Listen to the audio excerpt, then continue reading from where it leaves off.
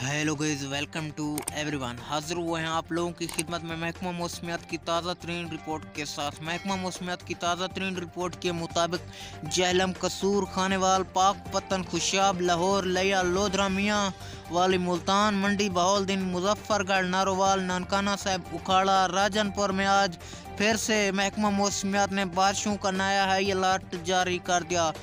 3 दिन तक इन इलाकों में और इनके मुल्हक्का इलाकों में बारिशों की बूंदाबांदी चलती रहेगी और इसके अलावा हवाएं भी आती रहेंगी।